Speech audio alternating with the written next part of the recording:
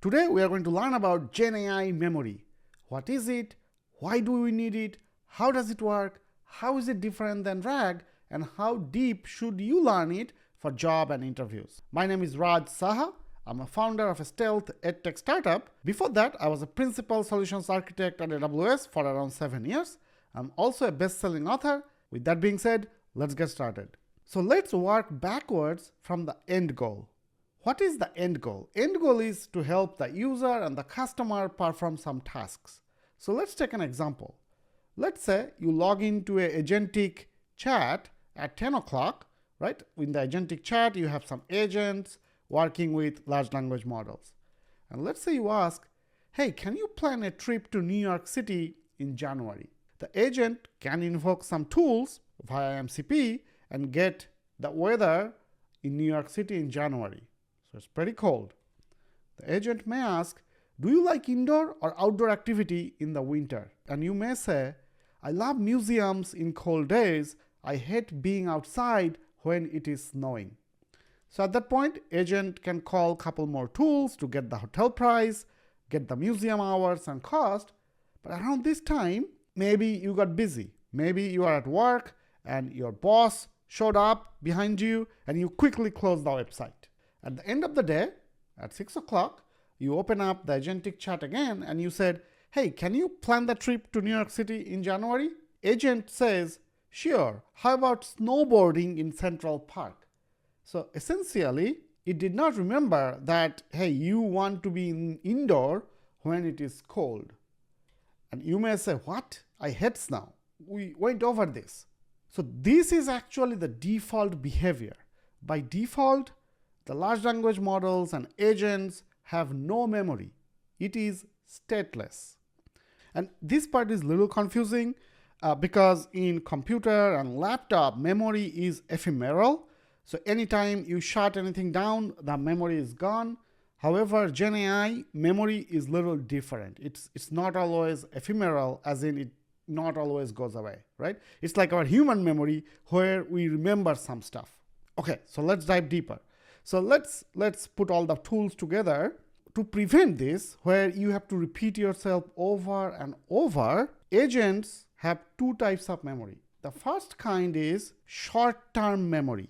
So the short-term memory is when you are chatting with this agentic app and it's within the same session, it's saving stuff in the short-term memory. This part is saved in video RAM.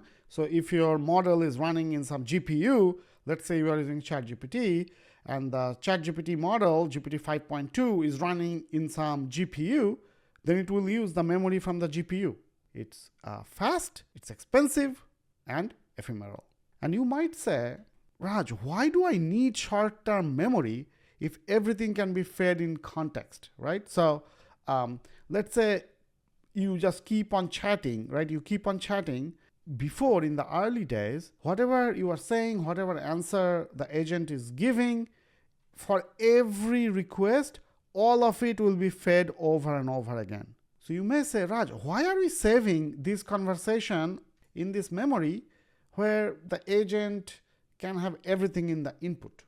Well, the problem that came, for those of you who have been using GenAI for more than a year, you know before, if you are using a model, and if it is charged by the consumption, it was getting expensive pretty fast.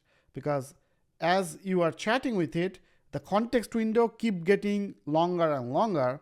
That means it's using more tokens and you end up paying more. So cost is one factor.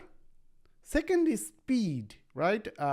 So let's say you are creating an application. You are just going back and forth on how to create certain logic, and after some back and forth, you determined, okay, this is the way we're gonna do it.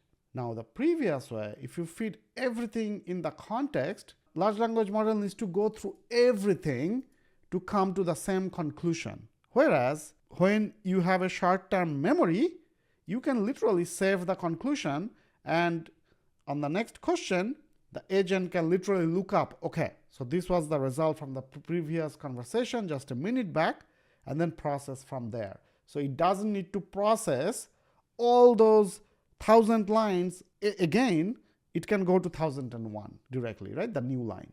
Also, the information is stored as keys plus values, so it is very, very fast to look up.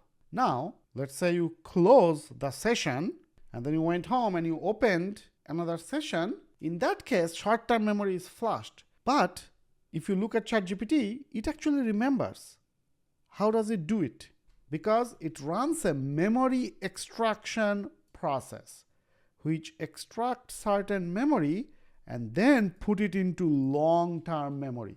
The short-term memory was running in video RAM, fast, expensive, ephemeral, but this long-term memory is a vector store, and this could be saved in a hard disk.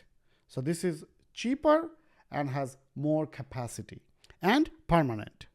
And when you initiate another session, the agent can access this long-term memory to see what happened before, right?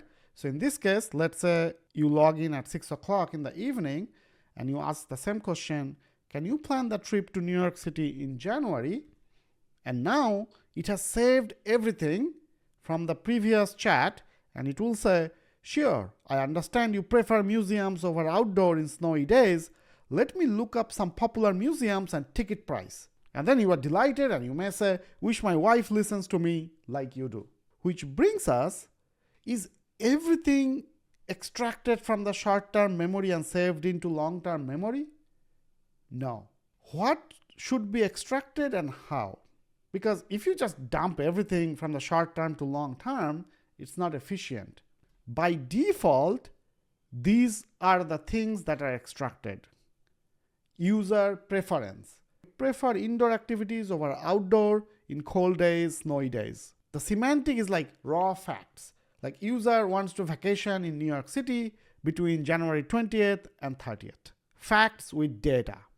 And finally, a summary, which is the user and agent discussed January vacation plan and decided on activities. So what does that mean? It means you said, wish my wife listens to me like you do. That's not going to be extracted because that's neither user preference nor semantic nor summary. Okay? So that's why when you resume the chat sometimes, it remembers most of the important stuff. But if you have said a bunch of different stuff in between, sometimes it doesn't remember. And that is the reason.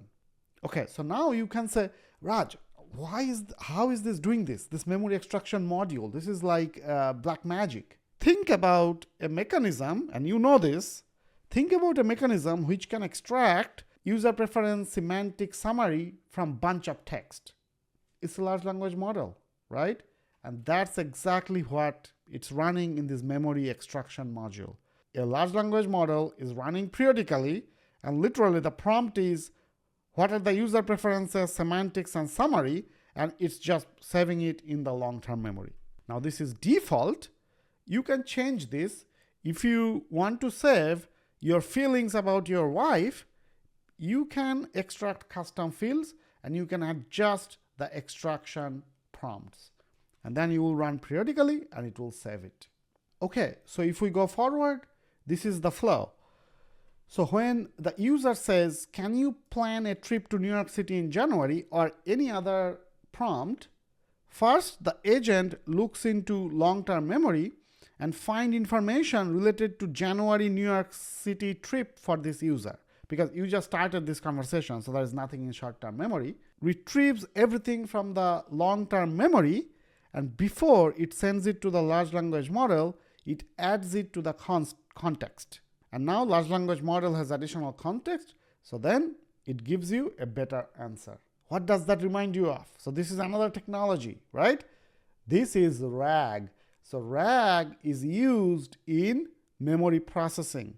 So this part where the agent sends the question to long-term memory to find related information in the vector store, this is retrieval. Where it adds that information to the context, it is augment, as in add.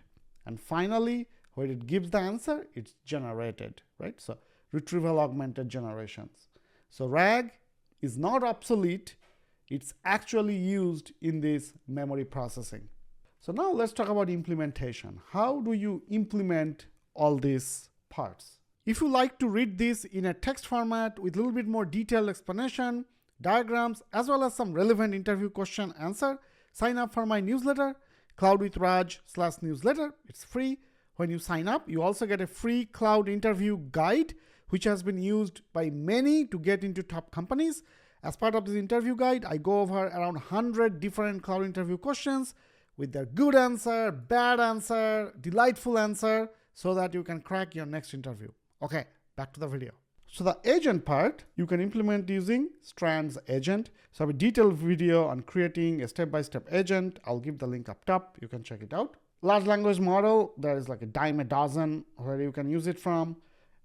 You can use it from Amazon Bedrock. If you don't want to use Bedrock, you can call Claude, OpenAI, etc. You can call the tools using MCP. And now remember, by default, there is no memory. Okay, so when you write a Strand's agent, so you have to implement it. So you have to bring in the SDK for short-term memory. You have to use some long-term memory like a vector store, OpenSearch, or Pinecone, etc. So that is kind of painful. Also, you have to write this memory extraction module. So now you can offload it to Amazon Bedrock Agent Core, right? So Agent Core can run the Strand's agent, can provision the short-term memory, long-term memory, give you the memory extraction module, and you can go customize it and all that stuff. With that, let's get into the last part, which is how deep should you learn it? So one thing is GenAI context switches fast. So this context is not the context window. I mean like relevancy. Like 2 years back, everyone is like, prompt engineering is the future. You gotta learn prompt engineering, right? Then came RAG. It's like, you have to learn RAG. And unless you know RAG, you're not gonna get a job. Then came MCP, right? MCP was the rage. And now the context engineering and memory is the new thing. Let's say if we're going for interview in next couple months, how much you need to know will change based on the role. So let's take a solutions architect role. If you are going for general solutions architect interview, this is more than enough. So if you know what is memory, what is short-term memory, what is long-term memory, why do you need it, how does it relate to RAG, how does it relate to context engineering, you are golden. If you are going for Gen AI specialist solutions architect role, you need to go deeper, right? Like how are those long-term memories saved? Like how do you save it by the session? How do you save it by the user? What are the namespaces of memory? How can you change it, right? What if you want to put a time to live in the short-term memory? How do you do that? So you have to know all that stuff. If you are going for infrastructure solutions architect or AI engineer, this varies widely from company to company, but you need to know the implementation. Like how do you implement this in Agent Core? Or if the company is in open source, how do they do it using Pinecone? How does the agent written in open source language like Strands or LangGraph or LangChain implements memory? How do you implement this in the DevOps pipeline? How do you enforce guardrail? All that stuff, right? One thing I will say is, as we are getting deeper into GenAI, resources are getting very expensive. So if you have been following the memory market, the stocks are up like 200%, 300%. Electricity is more expensive. Even in your home, if you look at the electric bill, you will see it has gone up. The hardware prices have gone up.